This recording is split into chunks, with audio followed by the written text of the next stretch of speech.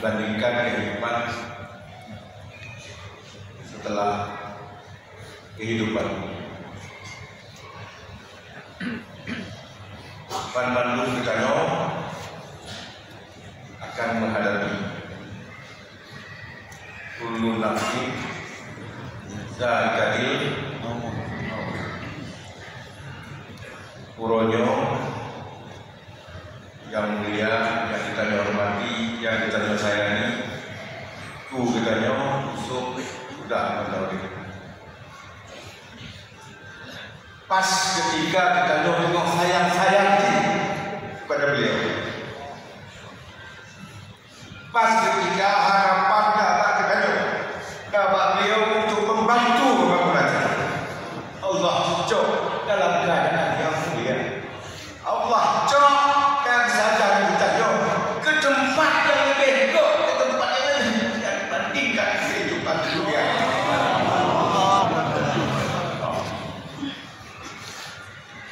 Kita hanya memilih kapan harus kembali.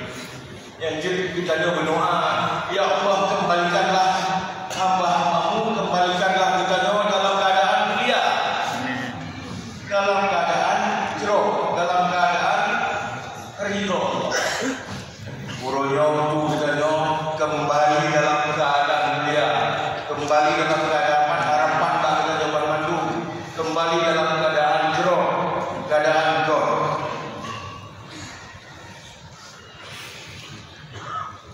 Kita berdoa supaya boleh kita ampunkan segala dosa. Amin. Dalam doa boleh kita jublu aku. Amin. Dalam doa boleh kita dilipat gandakan semua amal baik. Amin.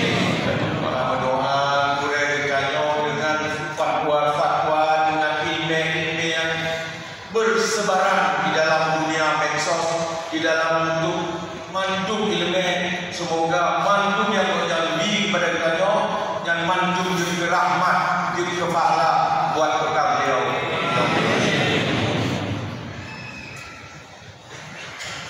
Nona kata-kata beliau yang mungkin di antara kita menyinggung perasaan kita, tak mampu tak maaf.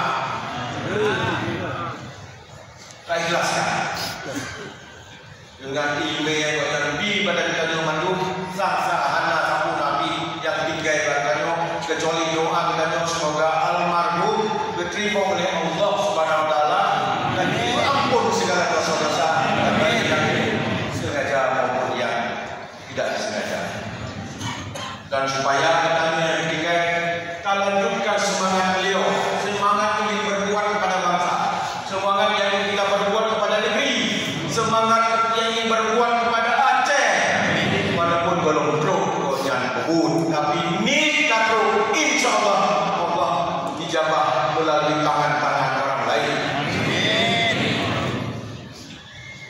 Pada keluarga kita mengucapkan bersabarlah, tabahlah akan ujian Allah, mandum kita akan menghadap beliau.